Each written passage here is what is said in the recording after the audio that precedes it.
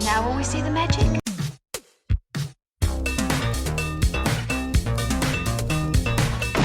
All right, where's Murray? Okay, who is it? This is Jesus, kid. Know then that it is the year 10,191. Yes, we are bored. We're all bored now. Hi, good night. Good night. Hello, and welcome to Mary vs. the Movies with your host, Mary Jones.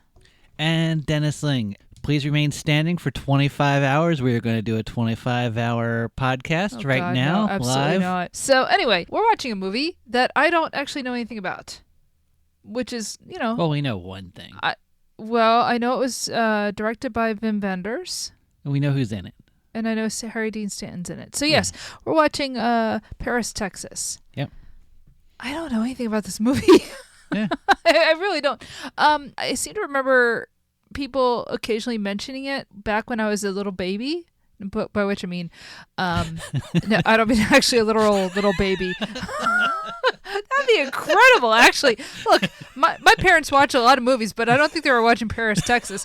No, what I mean by that is, when I was just learning what movies are, okay. I think I heard of Paris, Texas as like a long, kind of movie. Something to kind of sink your teeth into. A cinematic baby. Yeah, sure. Well, yeah, no, that's essentially what I mean. A cinematic baby. My little neophyte, I'm trying to read Rolling Stone reviews of films and stuff in the 90s. A flick toddler. Oh, God. Yeah. Letterboxed. When I was a baby. You know what I meant. Come on. Yeah, okay, that sounded weird. But anyway, the point being, I don't really know much about this film. I know that, so Wim Wenders, he made Wings of Desire. Which we love. I love that film. Yeah. It is one of the most, it's one of the most beautiful films I've ever seen. He made Until the End of the World, which I've never seen. I know it's 4 hours long, and I have the soundtrack because REM had a track on it, and that's literally all I know about that film. Yeah. And and then there's this Paris, Texas, and I don't know anything about it to be honest. I assumed it was in black and white actually, but every still I've seen is in color. I feel like he made a documentary we've talked about. Probably. I don't know. Yeah, I don't know either. We both have brains of Swiss cheese at this point. I have no idea. I've seen a lot of Until the End of the World. It's a really long movie. Yeah, but, like I said, it's like 4 hours. Yeah. Almost as long as Cory Booker's speech. Yeah. Yeah, it's up there. No, I've never seen that film. I don't know. Oh, God, what's the longest film I've ever seen? What's the longest film you've ever seen? The movie Orgy. Oh, actually, yeah, that's true. Yeah, you know what? It is. Joe Dante's The Movie Orgy, which if you haven't seen it, it is worth it. It is probably on Internet Archive, and you can watch it yourself, but it is more fun with people.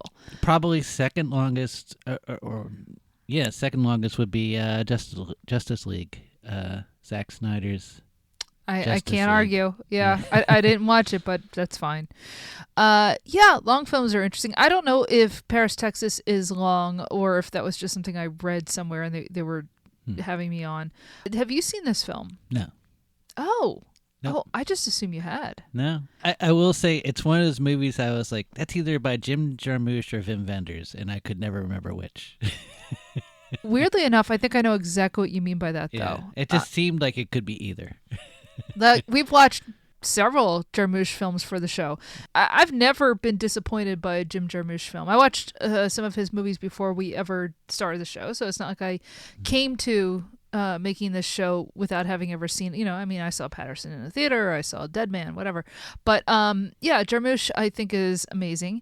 Wim Wenders, I've only seen one film as far as I know, plus one music video I guess he directed for U2. Oh, did he do that one? Far Away, So Close or something like that? Oh, I don't know. Okay. It's like a riff on Wings of Desire. But other than that, I have never really seen a Wim Wenders film. I know that he comes out of the same sort of German New Wave, I guess you would call it, that Herzog comes out of. They're contemporaries. I don't know that they have any other, crossing, but Yeah, I don't really know a whole lot about Wim Wenders except that, Wings of Desire is amazing. He made a sequel that I don't think at the time it wasn't poorly regarded, but it was just kind of like we didn't need a sequel. But I'd be curious to go back and watch it now, actually. I think that'd be kind of interesting. But yeah, beyond that, I gotta be honest, I don't really know a lot about him or his work. I do find it interesting, the idea of a West German making a movie set, I guess, in Texas, starring Harry Dean Stanton. Where is this coming out of? What is this actually about? And the only other film I can think of that we have watched set in Texas is True Stories? True Stories, yes, Yeah. Thank you. And I don't know that there's any similarity between True Stories and what we're about to watch, but... True Stories felt very ironic or something. Oh, and yes. I don't know if this is well, the same or... I will say, I think what David Byrne was doing in True Stories is both there is irony, there is satire, but I think it's also sincere on a certain level. Actually, there is another movie we've seen in Texas, and that would be Slacker. Oh, God, you're absolutely right. But what Linklater is doing is different because he's actually from Texas. Yeah. Richard Linklater is absolutely a Texas filmmaker, but in the same way, I guess that Wes Anderson is a Texas filmmaker. But seriously, the first couple of, Wes Anderson films where he is working with Owen Wilson as a co-writer, they're all set in Texas. It's not cowboys. It's just people, right? Pillory me if you must, but, the early films of Wes Anderson are closer to King of the Hill than not compared to people who are not from Texas. You easily could have talked for 25 hours. About Wes Anderson or about King of the Hill? Sorry. Once you get pillory Yeah. me, I could easily see you up there. Yeah. Oh, I could have done 25 hours easy. I mean, like I said, I could have started just talking about Lloyd Alexander's children's fantasy series, the Prydain Chronicles, and talking about the relationship to the Mabinogion and the forgeries of Iolo Maganog and all. Yeah, look, I could have easily gone off on a whole thing. You could have had 2 hours just on Asteroid City. Oh, I could have. Yes. So- I mean, that's just it. Wes Anderson, he's actually not an outsider. It's very funny that everybody thinks of him as this kind of New England aesthete or whatever, and it's no, he's from Houston. We're bringing up Texas a lot. This is a film called Paris, Texas. I don't know anything about this movie. Let's talk about Paris. Okay, the only time I was ever in Paris, I just sat on the tarmac at Charles de Gaulle, and I was stuck there for 2 hours because the flight we were taking to Milan was just not leaving.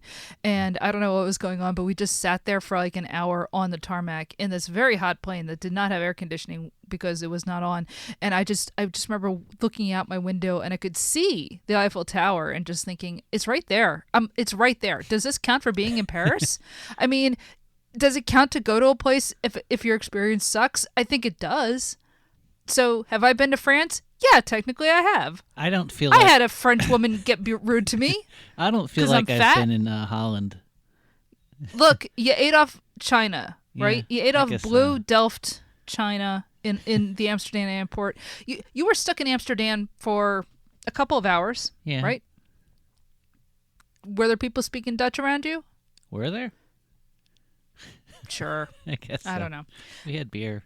Yeah, we had Dutch beer. We Yeah. ate cheese, I think. Yeah. It was fine. Okay, so I don't know anything about this film. What are your thoughts on it? I know one more thing than you do, in that I know the actress in it.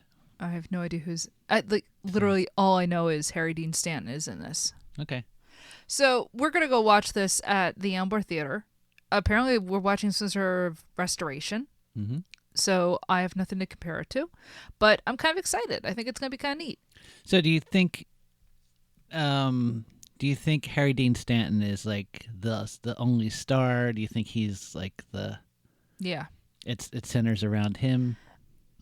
I think it does. Do you think a lot of it takes place in Paris, Texas, or is it just a passing I mean, he's thing? walking. And so I assume he's walking to Paris, Texas. I assume a lot of it is not set at Paris, Texas. I don't even know if Paris, Texas is a real town. Is it? I think so, yeah. Okay. You know what? I think so because there's a movie called Paris, Texas. It's filtered into my brain. I just assume there's a Paris, Texas. Sure. All right. I've known about this movie forever, but like I would see the cover at TLA Video, the WPRB of video stores for me. Yeah, it kind of was, wasn't it? Do you think he has a brother? Oh, no. He seems like a solitary guy. In Yeah, every movie very we've much seen him so. in. Yeah. Do you think he has a job? No, Okay, so he's out of work. he's out of work. Otherwise, why would he be able to walk to Texas? That's true. Yeah. Do you think there's a love triangle? No. Okay. No dog. Well, no, I take that back. There might be a dog. Yeah. Is there a death? Yes. Somebody is dead, or he's going to a funeral, or something's going on where there's death. What else have we added to this? Angry dad. Angry dad. No, I bet there isn't one. Nothing that like shows up on screen. Cool car. Yes, Okay. it's Texas. They got cool cars. That's where ZZ Top is from. Do you think the car at some point goes over 100 miles an hour? But does he ever get in the car? Because he's walking. That's my impression of the film anyway. Yeah, sure, why not? Yeah, I'm saying that because we've driven through Texas. Yeah, the that's true. Speed limit was 80, and it seemed, I think it said minimum speed limit 82. So people Yeah. were just regularly going 100 miles It's an hour. very flat. And, yeah, it's so flat there. It's just a line. It's a drawing. Yeah. It's like laying down on a piece of paper. We drove through North Texas, like the Panhandle and all that stuff, and like it is just flat. Yep. You can drive very fast in Texas, at least in that part. It helps. It helps that we're white. I mean, come on, let's be honest. Yeah. You can get away with a lot, unfortunately. Yeah, that sucks. But so yeah.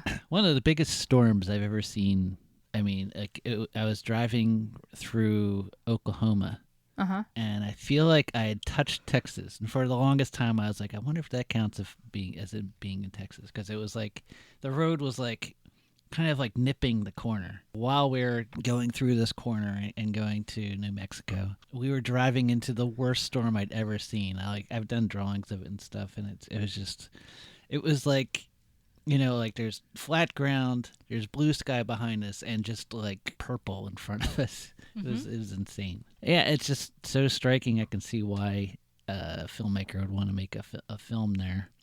But there's so many other filmmakers that have made movies about Texas and then filmed Monument Valley.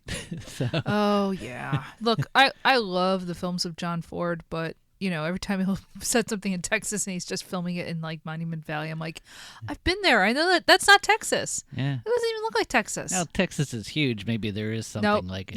Nope. At least Oh, you know, another Texas movie, Pee-wee's Great Adventure. Pee-wee's Big Adventure. Big Adventure. Honey. Yeah. Sorry, I was thinking of Six Flags. I think we can forgive that. Yeah. All right. So yeah, I don't know anything more about this film. So yeah, we are seeing on the big screen in Amber, so excited about that. Yeah.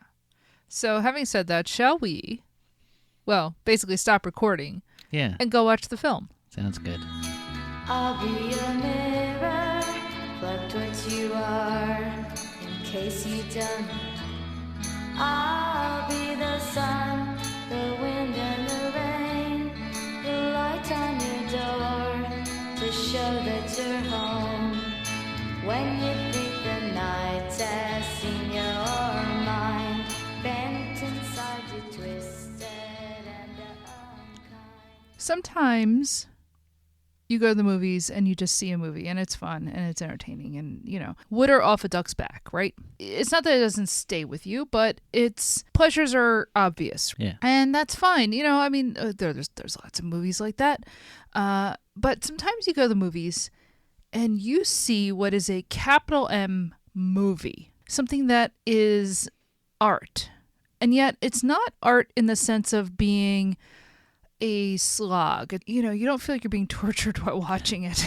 You know, I don't really want to watch any of the Dogma 95 stuff, to be honest. I'm just like, do I need to do that to myself? It's kind of like why I've never watched Sallow, Pasolini's film. I'm just like, I don't know. Do I?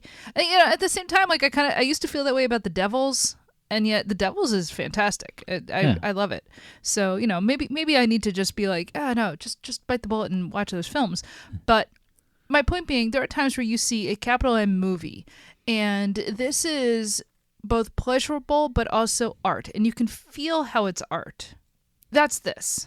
This is a densely layered film in terms of how it uses things like cinematography and costuming and lighting. There are so many things going on here. The dialogue.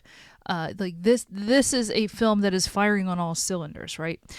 This is a beautifully constructed film. It is beautiful to look at. It is beautiful to listen to. There is everything about it works correctly, right?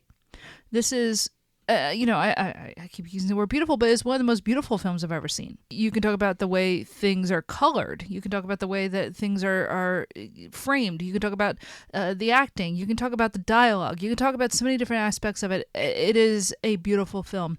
It is up there in terms of beautiful films with Wenders' own Wings of Desire, but also something like The Last Picture Show, which is the film that I guess it reminds me the most of. I think because of the way that it's evoking both America and Americana, but also emotional truths, right? Even though this film was made by a German director who set out to make a film about the United States, about America. I don't know if we want to get into, like, is there a difference between America and the United States? Because I think there actually is. When you say the word America, I think that kind of encompasses something bigger than, the United States and its federal government. I think that, you're getting into certain concepts about, it does incorporate things like Mexico and Canada and even going into like this other half of the world. And the reason I say that is more because America is this idea of you are not tied down to the old world's sense of you are who you are born. This is the other half of the world where you're allowed to reinvent yourself or rediscover yourself. Okay? And I don't think that's just a story about the United States. I think that's true for a lot of the countries over here, right? I think the problem with the United States is that we think of ourselves as singular when actually we're very much not. That all the other countries over here feel that they are also essentially the land of opportunity in different ways. I mean, it depends on who you're talking about. And, and then, of course, like, that's not even addressing the problem with, like, the native people who are already here and displaced and all the rest of that. But I do think there is something about the New World that is about identity in a way that the Old World is not focused on identity in the same way, or at least they have a different concept of what your identity is, right? And I think identity is very much tied up in what this film is. Right. So, yeah, you have this, German director coming in to make a film about America. But who writes the script? Man, this floored me. I should have known this. Sam Shepard. Yep. You don't know who Sam Shepard is, do you? He's Chuck Yeager. Because you looked it up. No. I just remembered. Just now. Yeah. I looked it up. Yeah. Sam Shepard was unfortunately an American playwright who I really fell in love with his work in college and just after college when I had the pretension that I was also going to be a playwright, and I was heavily influenced by his work. And he is very much about things like identity and America, and there's a certain kind of surrealist or absurdist element to a lot of his work that I think comes through here. And, so like, obviously I was obsessed with, plays like The Buried Child and True West and things like that. And, but for whatever reason, I forgot that he wrote the screenplay to this, he wrote it, but also then someone else kind of worked on it as well. This, L.M. Kit Carson. And which I mean, like, it's not like Sam Shepard just kind of stopped and like had nothing else to do with it, because they brought him back in to work on it later on. But it is very much a collaboration. But yeah, this film, boy, as I said, capital M movie. Feels like a Dennis Johnson story. Yeah. Yeah. Oh, that's not wrong. What was that? Tower of Smoke or something of Smoke? It was just called Smoke, I think. I don't know. I know we had it in our bathroom, and I read it all the time. Oh no, you're thinking of Jesus' Son. Oh, okay, yeah. Yeah, his like little book of they're short stories, but they're when they made the film, they kind of made them all connected. Yeah. And they actually filmed it in Pennsylvania. I'm not sure how much of it is actually set in Pennsylvania, but they filmed it in Pennsylvania, and there were a couple of people who were actors in it that I'm like, oh, I know that person from when I was doing theater. And you know what? It felt a little bit like William S. Burroughs does The Pit. Wow. Yeah. Now that. And I've been thinking a lot about William S. Burroughs, with this movie. I don't know. Oh, that's interesting. Explain. I don't know. Just this kind of idea that there's this something like baked into the land that's like bad, or something. Well, it's or like a sadness, or it's I don't know. Like there's just. Well, I think there is something inherently sad about the New World. Yeah. Because of, I don't know, colonialization. Yeah. What has been done to the indigenous population. Like there is something like, people will in a facile moment say, yeah, the whole country is built on an Indian graveyard. I'm like, okay, yeah, that's funny, but it's also painfully true. Yeah. Not that they really dwell on that aspect necessarily in this film, but I think that's always going to permeate everything that is happening here. I also find it interesting that there is a scene later in the film where they find, and we'll get to it, Jane, the mother of the boy in this. I don't think anybody caught it. Well, I mean, I don't know if you caught this, but in her car, you see a couple of her possessions. She's got like a Walkman. And, there's a couple of bags strewn in there. But there's a copy of a William Faulkner novel, Light in August. I don't want to go into, does Light in August, relate? Because I have not read that book in, 30 years. But what I do like is the idea, she's reading Faulkner. Faulkner is all about the kind of weird, psychotic underbelly of America that gets dressed up in old photos. All sorts of sublimated ideas about what, America is. Have you read any Faulkner? No. I think I had Sound and the Fury. I mean, look, that's not an easy book to read. Yeah, I had it and I just never read it. I think you would like Faulkner, though, if you ever got around to reading him. But I found it really interesting that is the book that we find that she has, is a Faulkner book about a woman who is, from what I remember, kind of an unwed teenage mother. Yeah, it actually is kind of relevant to her story. But anyway, so we watched this on a big screen. There was a recent restoration, recent as in 2024, and they rescanned the negative and all the rest of it. And it looked amazing. The film opens in what at first Dennis and I were debating, is that Texas? It's Texas. Yeah. But the reason we were debating is you're in all those canyons and buttes and whatnot that Dennis and I automatically associate more with Utah. Yeah. And the Monument Valley kind of area. And it was filmed like on a helicopter. It was really choppy. It was it was kind of bumpy and yeah. Well, but also, Dennis and I both like John Ford movies. And aside from the fact that this does sort of pull a lot from Ford's The Searchers. When he would film things in Texas, set in Texas, I should say, like The Searchers, he would say, it's Texas. And you would look at it and you'd be like, it's just Monument Valley. Yeah. It's like when you watch Gunfight at the OK Corral, My Darling Clementine. Yeah. That's the movie. Again, he filmed a bunch of stuff in Monument Valley, and Tombstone is the other end of the state from Monument Valley. So, we had this initial, moment of, oh, did they actually film this in Texas? Because this looks a lot like. But no, they did. And Texas is a big state. Texas is huge. And the only part of Texas we've been to is the Panhandle. Yeah. Amarillo and whatnot, because we were on our way to Santa Fe. So, this is all southern Texas that we didn't go to, and then later they go to Houston. But there's a bunch of stuff that we just didn't see. But is that the Panhandle? Where we were? Yeah, I never know what the Panhandle is. That big part up top. Yeah, is it the top hat of Texas? Yes. Okay, it's the top hat.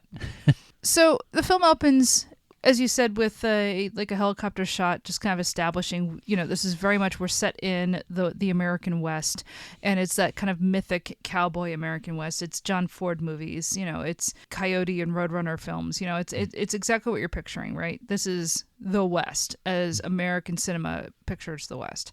And we have Harry Dean Stanton in just a suit and a red cap walking through the desert. Wordless. Not a Make America Great Again. Honest to God, the first time we see him, he's wearing a red baseball cap, and my gut kind of nodded because I was just like, oh no. And I had to tell myself, this film was made in 1983? Yeah. He's not wearing a MAGA hat. Yeah. On the other hand, he would definitely vote MAGA. Yeah, this dude, definitely. This dude absolutely voted MAGA. It really sucks. Whereas his brother definitely did not. Yeah, the opening of this film is very much rooted in this kind of mythic American wilderness. And we have this silent man just wandering the desert like John the Baptist. He doesn't speak at all. But you get that sense of, here is this guy who is embodying certain symbolic figures, right? So that, he is this guy in the wilderness. He is this guy just wandering in the desert. It's hard not to think about biblical resonances, right? And he never says anything. So that, when he wanders into Terlinga, Texas, home of a chili cook-off, which I remember from the show, from the podcast Double Threat, he doesn't say anything. He just ends up collapsing when he gets there, right? This is a guy who, he had a jug of water and he just kind of threw it away. And we don't know anything about him for a good long while in the opening of this film. We don't know anything. To the point where you almost feel like the movie is about the mystery of this guy. And for the first third of the movie, you think what happened during these 4 years he was gone. And I was thinking about the power of a silent character. Buster Keaton certainly knew this. It's if you just keep your mouth shut, people are suddenly more interested in you for some reason. And I was thinking about this line in, I think, The Cook, the Thief, His Wife, and Her Lover, where Helen Mirren tells the lover, she's the wife, she watched a movie where these lovers, for the first half of the movie, they don't speak the entire time, and you're entranced by them, and as soon as they speak, the spell is broken. And it's sort of what's going on with him in that, he's not speaking, so you just assume, oh, he must be wise or something, Yeah. He must have some deep secret or deep truth or something that we don't know because we're, caught in our rat race lives or something. The man with no name and, with Clint Eastwood that has that kind of vibe and then later being there.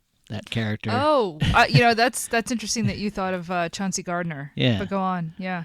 But so you kind of apply all these things to him just because he's not speaking, and kind of by the end of the movie, it's a really simple story that it's just we're experiencing it emotionally how these characters would experience it. But I also think there is a certain truth in setting him up as mythic, because I do think there is something psychologically mythological about the way that this film is about how men see the vulnerable and women, and how they build this sort of romantic notion of, I am the knight in shining armor who's going to sweep in and create this fairy tale for this person who I haven't actually, talked to them about what they really want. I just assume what they really want. And sometimes, that's easier to do when the person is way too young.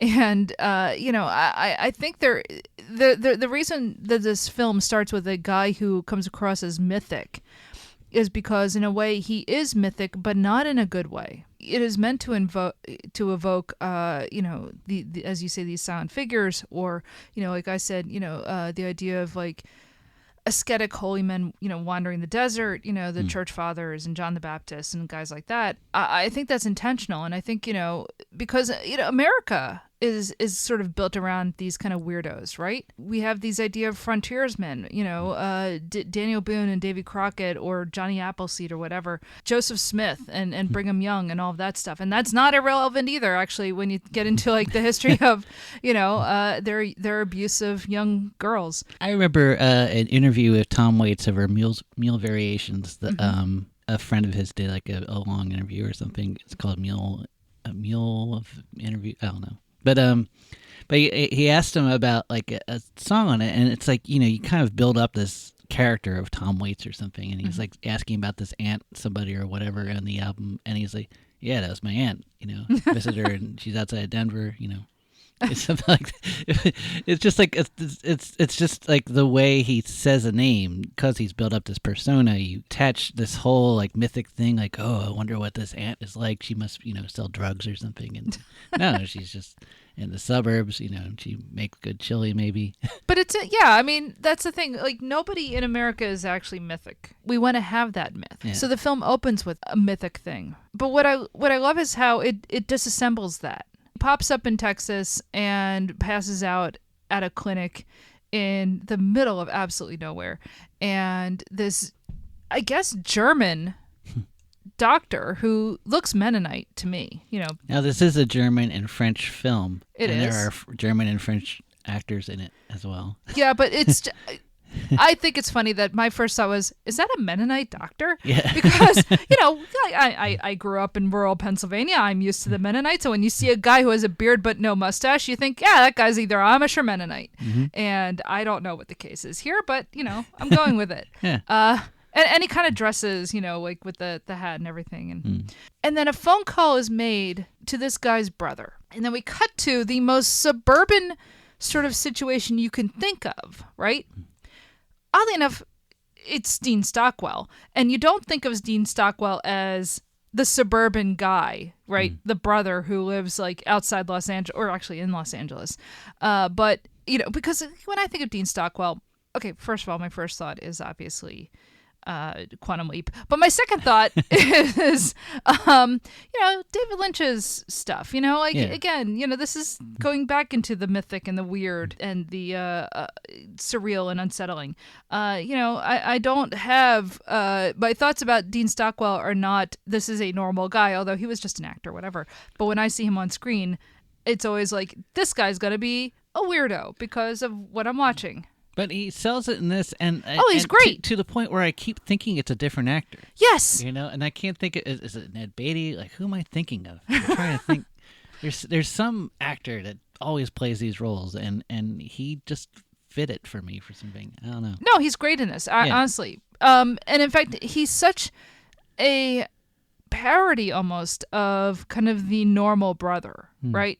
I mean, to the point where this guy is wearing a members-only jacket. I mean, my God. It turns out our mythic John the Baptist wandering the desert is actually just a guy from California. I mean, he may have actually been born in Texas, but like they grew up in California. Yeah. And he has a brother, and his brother has a normal job. It's not exactly in advertising. It's more like he is the guy who's in charge of changing over billboards. Yeah. So it's like advertising, but it's not like he's like on the creative side. He's more on the industrial side. We find out the guy in the desert, Harry Dean Stanton, his name is Travis.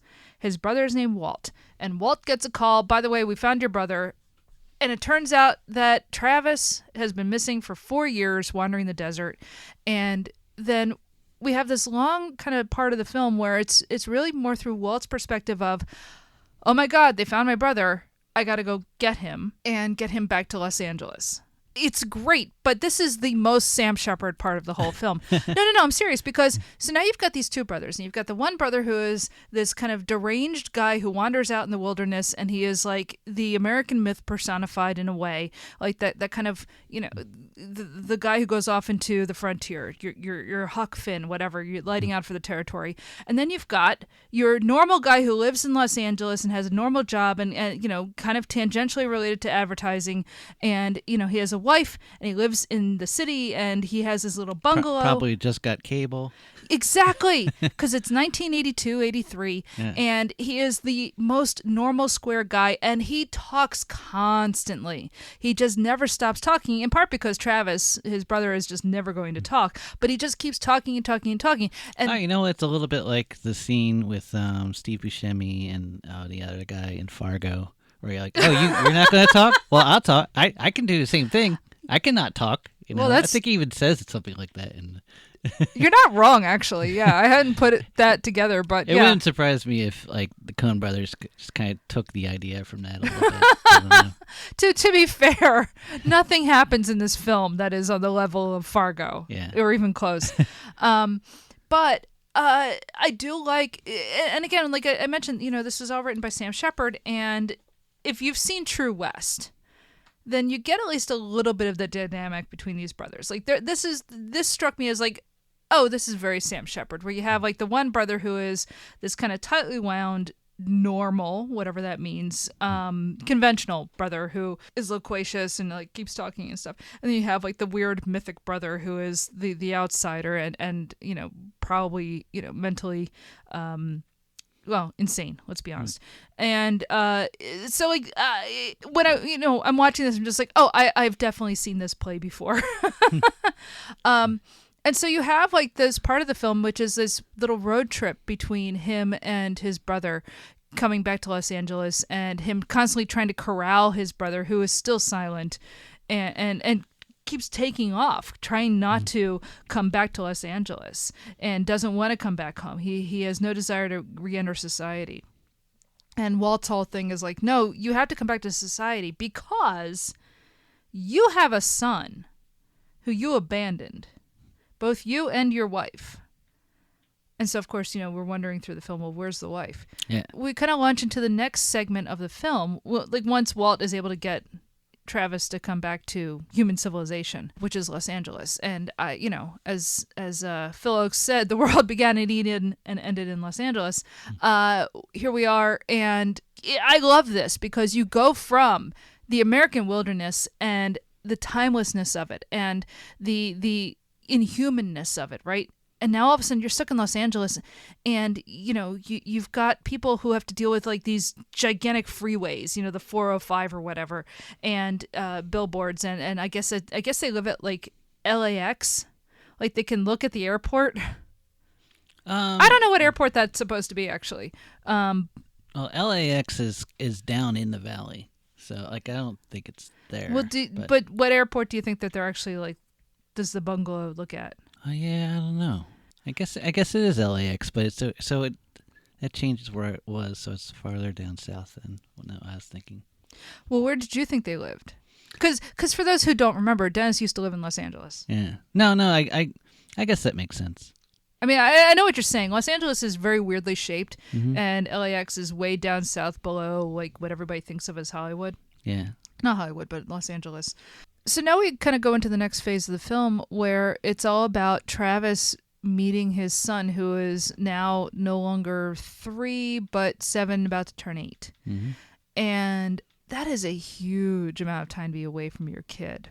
And he is trying to get himself back into the life of his own son, and not sure, does this kid even care that I'm, his real father? And plus, the kid calls his brother and sister-in-law his mother and father. Right, so, because yeah. they have raised him for years now. Yeah. They are his parents, And so you have that interesting idea of the blended family and like what is a father, what is a mother, what is it to be related to somebody?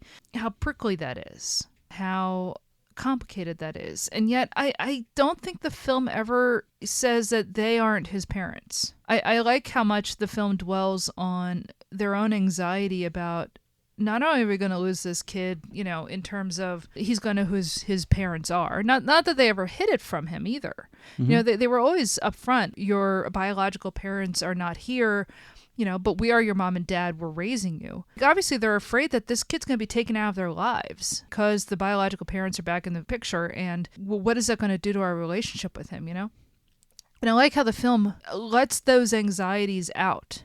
I feel like there's just too much emphasis put on being biologically related to people in our culture. we don't give enough space to being, adopted parents. Whether it's legally adopted or, you're just raised by people who are not your biological parents, whether that's like your grandparents or aunt and uncle or whatever. I think at least the film tries to give that structure its own space. What do you think? All right, so full disclosure, I'm adopted. I was adopted not at 3 years, but at 3 weeks. So it was hard not to relate to Hunter because, for one thing, he's sleeping in Star Wars sheets. I had the Star Wars original movie. He has the Return of the Jedi sheets. He has a Zaxxon. An important distinction. Exactly. So it's not exactly the same. And then he has like this Zaxxon. They had these like mini arcade games. Those are amazing. I remember when those cool. were out. Oh my God, I was very small when they came out, but I was always like, I want one of those, and I never had one. I had the Pac-Man one. It was probably the most annoying sound you've ever heard in your entire life. I don't know. We have a dog who won't stop barking. Exactly the same. Wait, wait, wait, wait, wait, wait, wait, wait, wait. My parents probably wanted to throttle me. Because I play that thing all the time. Sure. But you always go right, and then you go down, and then around up. Anyway. And plus, he has a NASA jacket, and he has like NASA stuff. He's got dinosaurs. This is my room. Yeah, basically. I was gonna say this kid is you. I thought the parents were perfect. Walt was appropriately like conflicted. Yeah, he's my kid, but he should be with his real father. Right. And like that's just how I think adoptive fathers are. They're like, well, they can see both sides, I think. Whereas the adopted mother, she is just freaking out. Yeah. This is her worst nightmare of her entire life, is losing this kid. They don't have their own kid. That I bought. Hunter, while I thought he was great as a kid, like I feel like he'd be angrier at the whole situation. I don't know. I think they do spend some time with him being angry at Travis. A little bit. But like I just feel like he'd be a little more conflicted than they had him. But, that's me. But this is ultimately Travis's story. This could theoretically just be from his perspective. There's more to the story than what we see. If I just saw the movie as just from Hunter's perspective, I'm like, something's not there. But we do get kind of like a rebirth of their relationship, and it starts off slow. I mean, Hunter doesn't actually really want to have anything to do with Travis. Right. Like, you're not really my dad. This is weird. You're a very weird guy. He dresses like a cowboy all the time. What is the deal with this guy? And that's the thing. Like, again, Walt, Dean Stockwell, he dresses like just kind of like a normal suburban dad type, and Travis, he dresses like a cowboy the whole time. He wears cowboy boots and jeans and shirts and whatnot, and he's so out of step with everything, and he tries to pick Hunter up from school by walking him home, and Hunter's just like, dude, everybody drives home, what are you doing? Yeah. And it is LA. That's I was gonna say, so that like kind of shocked me, because I would have gone to school like a year or two after this kid. Like, that's when I was starting school, and I grew up in Philadelphia, and so we walked to school. I don't know what this kid's talking about, but again, East Coast, West Coast. He's just like, oh, nobody walks to school, and I'm just like, are you kidding me? That's all people do. But fine, whatever. Apparently now everybody just drives their kids to school. Nobody even takes the bus, and I don't even know what that's all about. But I don't have kids, but it still seems weird to me that like everybody just drives their kid to school. Like, first of all, how is anybody finding the time? But whatever. So there's this cute scene where he eventually does walk him. Yeah, after he gets advice from the woman who is cleaning the house of his brother and sister-in-law. And she's just like, okay, you want to dress like a father. And she basically dresses him up like a Spanish dad from the 40s. Yeah. Like, I guess probably she's picturing her own father, maybe. So he's in like a white linen suit with a vest and everything, and a fancy like fedora and all the rest of it. And like, he looks great, but he looks very out of place, extremely out of place. But that's his character. He's always out of place. Yeah. And it is a wonderful scene where he finally goes and like to pick up Hunter from school, after a couple of failed attempts, and because he's all dressed up. And he looks absurd. He looks good, but it's absurd. But I guess Hunter is taken enough with the whole thing that, and he's goofy enough looking that they're like, they both walk back from school. What I get a feeling is actually probably kind of a long walk. Yeah. Like Hunter's not actually wrong that like nobody wants to walk home, because you get the feeling that like they probably walked a couple of miles. Yeah. And I don't know if you noticed, I'm sure the street where they were walking was the Mac and Me street. When I thought it was too. When they're like when they're flying down on his wheelchair and stuff, and yeah. This is the Los Angeles suburbs, because all of Los Angeles is a suburb. But you know what I mean by that. But like, where it's all in the hills, and that's where the people live. And yes, it looked like the same neighborhood where they would within less than 10 years they would film Mac and Me. So yeah. But it also tells you, if you've watched Mac and Me, which by the way is a terrible movie that I really actually kind of like, and you could totally like I can watch that even without any commentary. But like it's just like, I love Paul Rudd in that movie. Yeah, all right, slow down, Conan. Yeah. Anyway, so there are these kind of like they have a thawing of their relationship. At some point, Walt's wife, God, is her name Anna? Anne, yeah. Anne, right, who is French. She takes Travis aside and says, look, your ex, she's the one who left him, with us, after you ran off. She is still sending money to Hunter. Like she has set up, like she deposits in a bank. Like I don't have any contact with her. I haven't talked to her in over a year, but she kept up with, how he's doing. And I don't really know more than that, but she's living somewhere, I guess in Houston. That's where the bank is. And I can't really tell you anything more than that because I don't really know anything. Travis gets the idea of, I'm going to go to Houston and reunite my family. Now, this is what's really interesting about this film. Because I think in a typical sappy Hollywood film, it would be about, we're going to reunite the family. The family is going to come back together, and this is going to be like the recreation of the nuclear family, right? And this film smartly says, no. No, that's not the answer to everything. This is pulling from The Searchers, the John Ford film, which is also kind of about how, ideas of nuclear family don't actually work, and ideas of like identity don't actually, like make sense necessarily. It's not what it's not what you think it is, right? And when you become that guy who is obsessed with reuniting a family, you actually destroy yourself and the family because you are obsessed with an idea that is not the foundation you think it is. Plus, he's obviously not a caretaker of a child. God, no. So they drive all the way to Houston, and like he picks the kid up from school, and then because he has a car now, and he says, I'm gonna go find your mom, and Hunter's just like, well, can I come because it is my mom, and he's just like, yeah, okay, fine. Yeah. Without telling Walt and Anne, hey, by the way, I'm taking my son, who is also your son, and I'm pulling him out of school for a few days because we're going to drive to Texas. Well, he borrowed Walt's credit card to do this. Okay, again, this is not a good brother. He is a bad brother. I'm just saying, it's on the up and up. No, it's literally the opposite. It is the down and down. It's so far down, it's Texas. So, yeah, poor Walt. I really feel for Walt in this film. I feel for Anne. Oh God, no. I mean, her whole thing is kind of heartbreaking because she's terrified that, like, I've given these years to raising this kid, and are you just going to take him from me? But what's interesting is, so the film transitions to now a road film. Like it starts like kind of as a road movie with Walt and Travis, and now it's going to become another road movie with Travis and Hunter. And it's their drive from Los Angeles to Houston. He's kind of tracing his way back.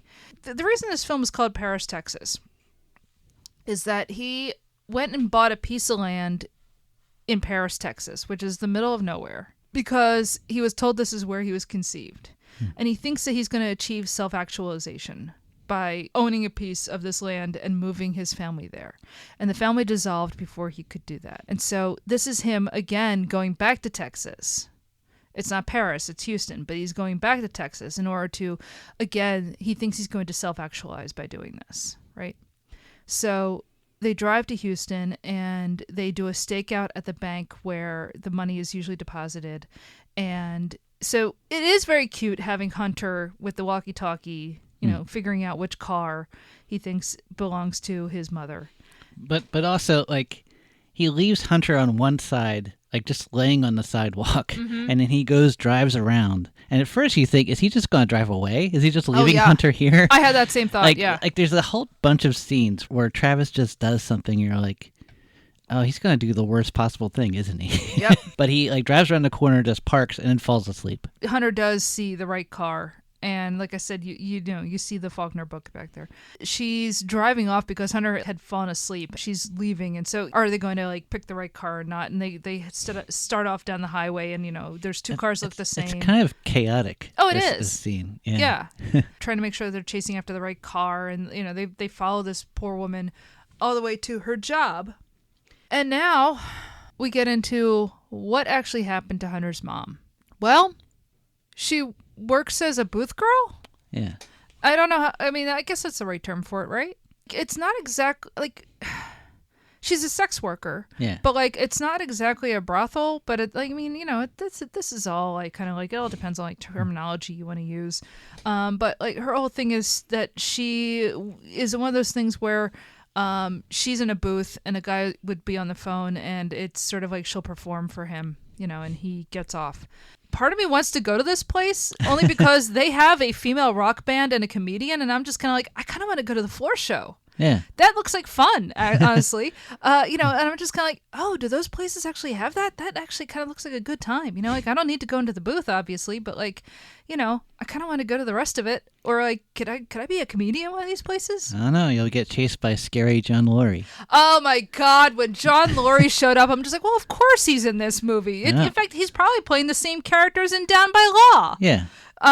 So that was kind of fun, just seeing him pop up as one of the... It just feels right to have John Laurie, Harry Dean Stanton, and Dean Stockwell all in a film all together. In the same... Yeah. They just seem... They're probably triplets. Or like, actually, she's like a lost brother somehow. Other than that, you know what? Other than Dean Stockwell, they're both in The Last Temptation of Christ.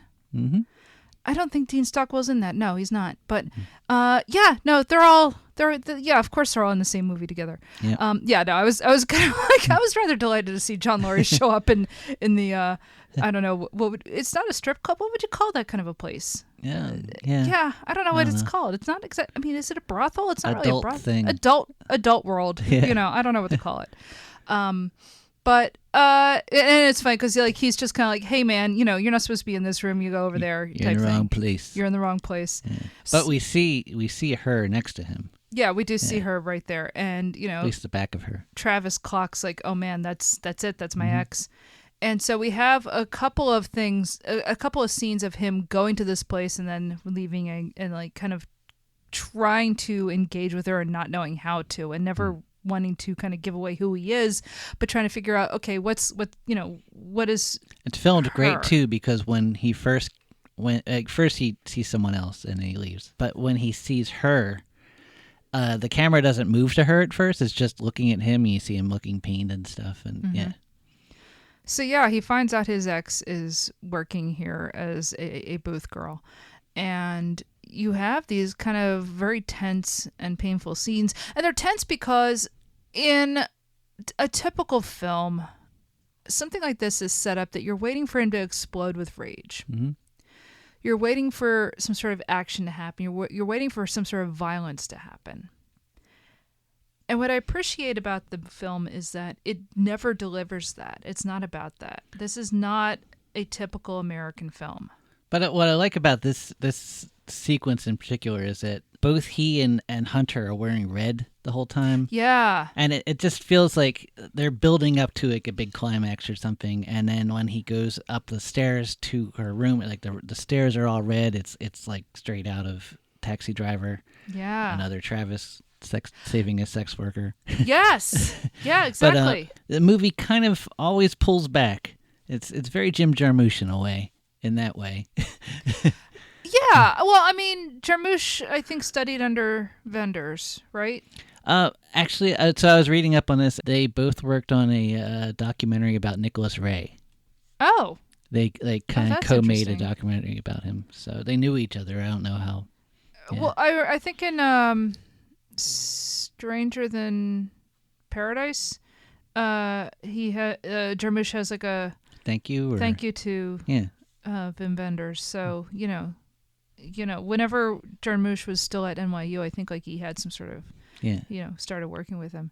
Because it zigs instead of zags. You're waiting for violence. You're waiting for an explosion, and it doesn't give you an explosion. It gives you something much more interesting. Yeah. So, he has these couple of moments where he goes into the booth and she is in these fantasy situations where, it's like a fake hotel room. It's a fake coffee shop. It's a fake, there was another one. I forget what a fake hospital situation. Yeah. And so obviously the idea is like you go in and she does, she's dressed up in a certain way and then, acts out a fantasy for you.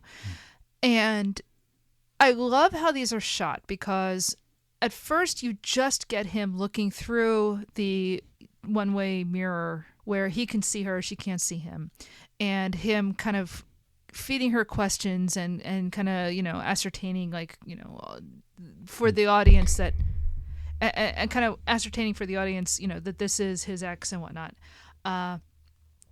But we only see like the fantasy, right? So we see her in a costume when we see like the fake hospital, and then we see like the fake hotel room, and her in like the fuzzy sweater and stuff. When we get to the third one, and it is a fake coffee shop, right? And you get the fake coffee shop and the little scenario and whatnot. But what I love is that as that scene goes on, we get more like inside the booth with her, and we see what she's seeing. And so often she can't really see him, but behind her is this whole like fake little coffee shop. All she sees is insulation and a mirror, right? Or not even a mirror. It's just like dark glass that she can't see through. And she can kind of see the hand of the guy and like the microphone. But she can't. But she can't see him. Or the phone. That's right. It's a phone. Yeah. Yeah. Yeah. It's like a little intercom system. And I love how we see there's no fantasy for her. Yeah. That it's just the installation. This is business. This is, she's there to like kind of enact these things for people, but this is not her fantasies. This is not her pleasure necessarily. Not that she has to hate what she does, but it's more the sense of it's not built for her, right? These scenarios are not built for her. They're built for the customer. We get that third interaction between them where, second. No. I'm going by how many rooms there is, because you're right. The first and second are kind of the same interaction in that he starts off in the one where he's looking at the fake hospital, and then he moves to the other booth and it's the fake hotel room, right? But so like I'm going by scenarios. You're right that they are the first, and then he leaves and comes back. Yeah. The next, I guess it's like the next day or whatever. Yeah, like he goes and drinks. Yeah. With Hunter. He gets very drunk, and it looks like almost like a laundromat. Yeah. There's a couple of scenes of him getting drunk with the kid in, things that look like, just like, dive bars or laundromats or stuff. You're right in that, but I was thinking more in terms of scenarios. But so when we get to the third scenario, or the second time he comes back, and it is the fake coffee shop. This is a very long scene, and this is sort of where we unspool what actually happened between them. We already know that she's young. I mean, she's really young. She's about 25. And we learn that they got together when she was maybe 17, maybe about to turn 18, but that's very young. I mean, that's really, really young. And we don't know how much older he was supposed to be, but it's too old. Actor-wise, he was 36 years older. So. Okay, well, yeah. I mean, look, Harry Dean Stanton. First of all, that man was born old, but no, it is far too old. But also not unheard of, like not unusual in this country, unfortunately. I love finding out that the actress Nastassja Kinski. She had come up with like this whole backstory for her character that, she had come over from somewhere in Eastern Europe when she was a teenager. And this was like maybe the first guy who actually showed her any sort of affection. And then so it was very easy for her to fall in love with him, however briefly. So we get this long monologue that they brought Sam Shepard back to write, where we get the details of their relationship. obviously, yeah, there's a huge age gap, and she was much younger, and he fell in love with her and became obsessed with her to the point where he wasn't even going to work anymore because he just wanted to be home with her all the time. And really, it's a monologue about how he suffocated her, right? And, she ended up pregnant, and he kept accusing her of sleeping around, even though there was no evidence of it, to the point where he was physically abusing her, he was emotionally abusing her, he was mentally abusing her. He was tying a bell around her ankle and whatnot. And, she ends up having a kid, and he still doesn't, he's still so obsessed with her that, he won't let her leave the house. And it gets to the point where she just has enough and sets him on fire. And this is what sets him off, wandering into the desert, because she has just run off with Hunter into the night. And so up to this point, it made it seem like she was the neglectful one or something. Right, because it was sort of set up like, why did she abandon her kid? Why did she just run off and not want anything to do with them? Because we haven't seen her side of the story at all until now. And now that we actually hear from his own words exactly what happened, and it's just like, oh no, girl, you were right. Get out. Don't go back to California, for one thing. And the film knows this. The film is pretty obviously like, yeah, he trapped her as a very young girl, got her pregnant, and was abusive. And this is a film actually about him coming to terms with the fact that he is a bad person. And I love the idea that this sort of mythic American figure, this cowboy, this man of the desert, this man with no name, what actually creates him is violence. And it's a violence towards people who are vulnerable. This is actually about a reckoning. And him realizing, I'm the problem here. And throughout the movie, like, there's all kinds of family stuff going on, and also him thinking about his own dad and this one story he would tell. He was like, "Oh yeah, my wife is from Paris," and then he'd pause and he'd say Texas, and it was like this joke he would always tell. But eventually, he, as Travis puts it, that eventually it wasn't a joke anymore, and he just kept wanting her to be a fancy woman. Right, and the mother was not a fancy woman; she was just a regular person. Yeah, and it's hard to tell what he's talking about, but he's realizing that he, like his father, had this vision of their respective wives that wasn't, like they weren't really seeing them; they were trying, like building them up in their heads, type of thing.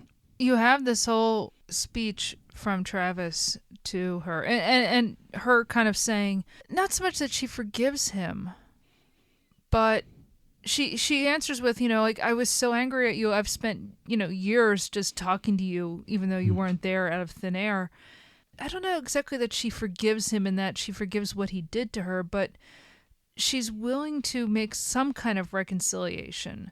Not that she wants to get back with him. Well, the way the scene is filmed is that he starts talking to her by turning his back to her, and that just talking, like confessing. He says, like, I know this couple, and they met each other when he was much older and she was young, and right. He tells it as a fable. Yeah, and then she turns and then turns her back to him, and then also it's like there's a couple scenes that are kind of like a therapist couch. Yeah. There's another scene where he's talking to Hunter, and Hunter's sitting in this leather chair listening to him.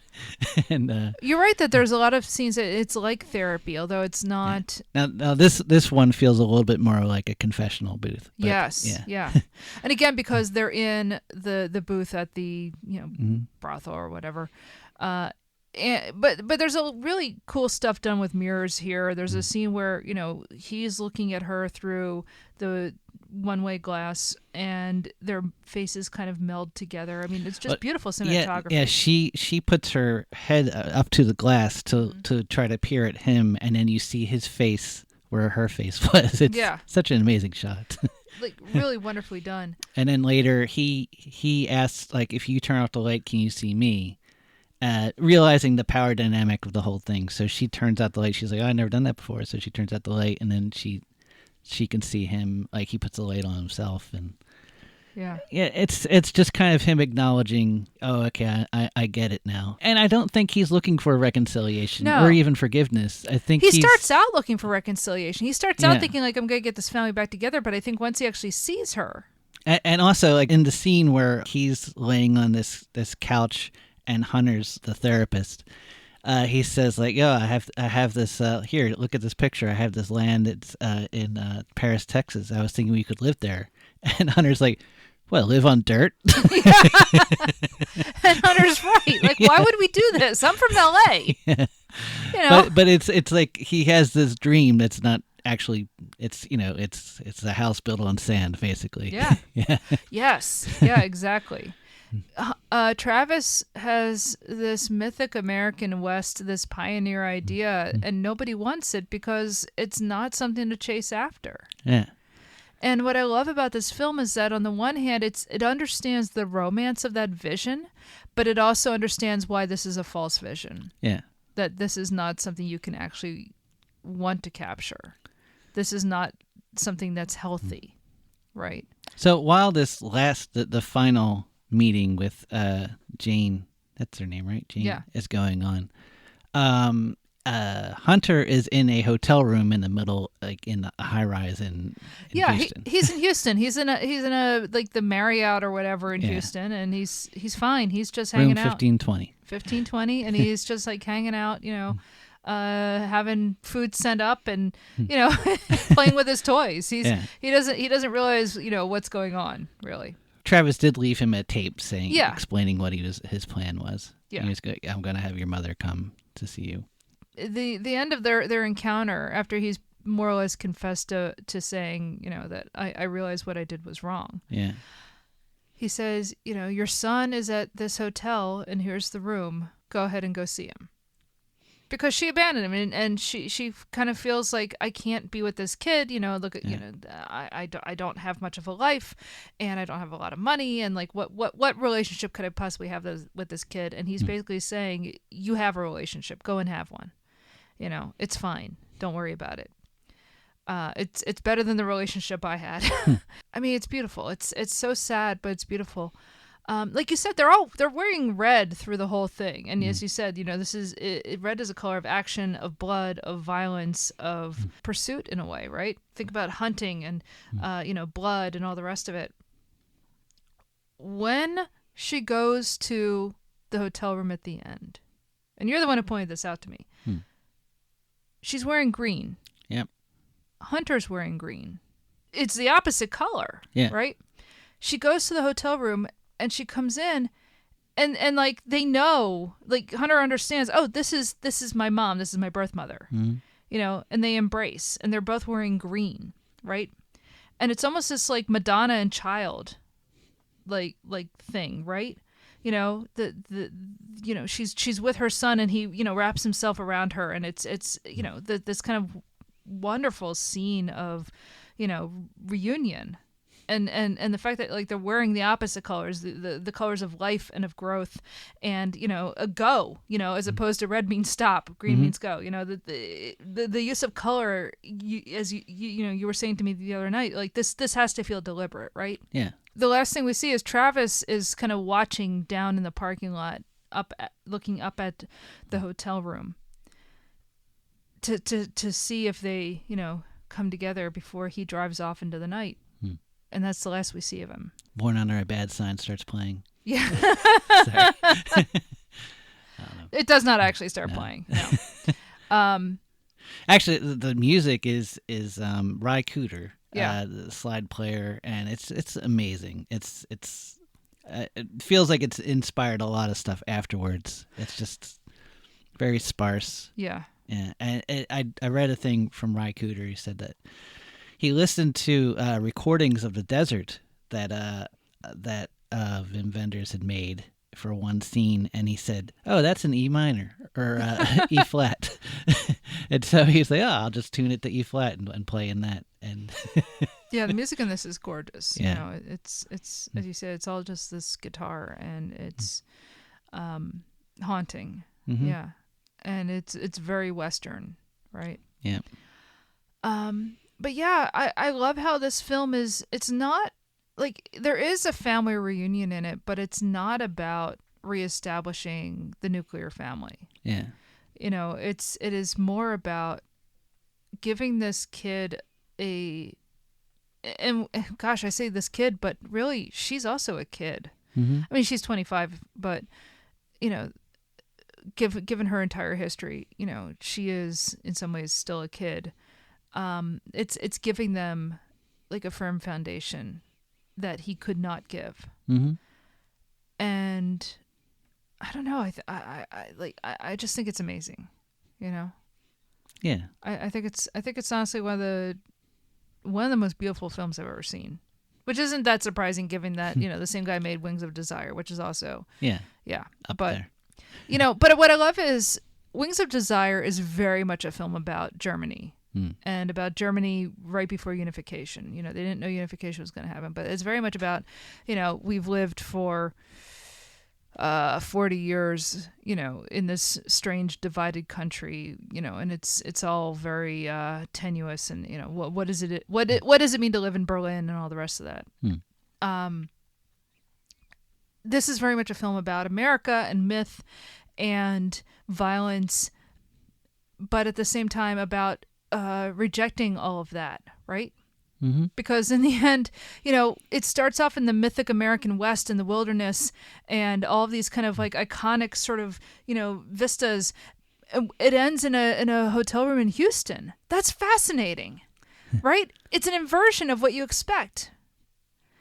But it's almost like the environment doesn't matter. What matters is these two people getting to establish a relationship with each other. And I do think, like, in the end, he's probably just going to go back to Los Angeles, but she's going to at least be in his life. Yeah. And that's what's important, is that she gets to be in his life because she wants to be in his life. If she didn't want to be in his life, she wouldn't be saying this, sending the money, right? And kind of giving him, a head start. We don't know what's going to happen to Travis. He's going back out into the wilderness, much like at the end of The Searchers, because like the whole scene in the parking lot, him looking up at them, it's very much basically the doorway. It is from The Searchers. That's exactly what it is. Yeah. We don't know what's going to happen to him any more than we know what's going to happen to Ethan at the end of The Searchers, and maybe that's the way it has to be. Maybe the point is that a mythic American can't really exist in the real world. Like and I mean that not in a wistful way, but in a, no, it can't exist. That's not healthy. We're not supposed to be like that. That's not who we're supposed to be. We're not supposed to be, preachers out in the desert. And I say that as somebody who, like, I understand the romance of it. Like, man, there are times where I just want to be left alone out in the woods. Get away from me, Yeah. But you kind of can't do that and still, like, have relationships with people. I think a lot of people have the fantasy of, like, I'm just going to get out and walk. Yeah. Like, I'm going to leave behind civilization and just walk. You seem like a guy who tried to do that more than once. I don't know. Walking's fun. Helps you think. You got to bring water, though. A lot of water. More water than he brought. So I will say I had this thought. So this isn't Hollywood Avalon, but I was thinking of the... I felt like his two visits with her in the booth were kind of like the failure of getting the Holy Grail and then coming back and... achieving the Holy Grail, like it's like the first time he visits her, like he's not pure of heart. He can't, he's still, wants to rekindle things, and he's not really thinking of things from her perspective. And it's like the second one is the second visit is like, okay, now I know, like I gotta sacrifice to do the right thing. Yeah. Yeah. Do we have anything else? Oh, just a favorite film of Kurt Cobain and Elliott Smith. Oh boy! So parents, if your kid is into this movie, steer them out of their way. Yeah, get them some therapy. Yeah, don't let them become rock stars. Yeah, certainly make sure they avoid heroin. Went to Paris, Texas, with a suitcase in my hand. I had to leave. Knew they wouldn't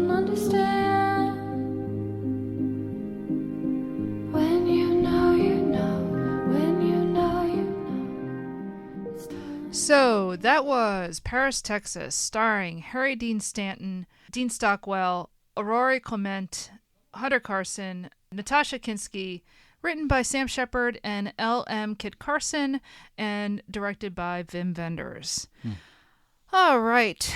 You can, of course, follow us on social media. We are Mary vs. Movies on all of your major platforms. We are on, Instagram, TikTok, Blue Sky, Mastodon, whatever.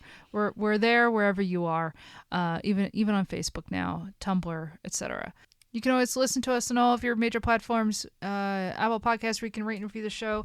We would appreciate it if you did. Spotify, YouTube. You can get our RSS feed and put into whatever your podcatcher of choice is. We, of course, have a Patreon. We can help support the show because, as you know, we are not on a network. We are not, we don't have any ads. This is entirely put up by Dennis and myself and whoever supports us on Patreon. So, patreon.com/MaryVSMovies. Do not use the Apple app or whatever it is, because they're going to steal like 30% of whatever you pay to us. They won't give it to us. They keep it, and then they will hold on to the money for like 90 days, so we don't even get it for 90 days. So don't use that. Use the web browser. You have a computer. Open that up. Don't use your phone. So yes, Mary vs. Movies on patreon.com. And if you sign up to support us, you get access to a whole second show, Hollywood Avalon, where we watch Arthurian movies. We watch everything from Indiana Jones and the Last Crusade to King Arthur, Legend of the Sword to, Bugs Bunny cartoons, whatever. It's all Arthurian, TV shows and cartoons and, whatever. Excalibur, we did Excalibur, we did Knight Riders, we did all kinds of stuff. We go back to movies from the 50s, from the 30s, whatever. We don't care. Point is, Hollywood Avalon is the show. Mm-hmm. I'm sorry, I'm tired. Yeah. Yeah. So anyway, next week I have no idea what the episode is going to be, and who cares? It'll be good, whatever it is. Yeah. We'll get back to flipping coins, but not this week. So, but anyway, thank you so much for listening to the show, and until next time. That's only her in a movie, a long time ago, in a galaxy far, far away.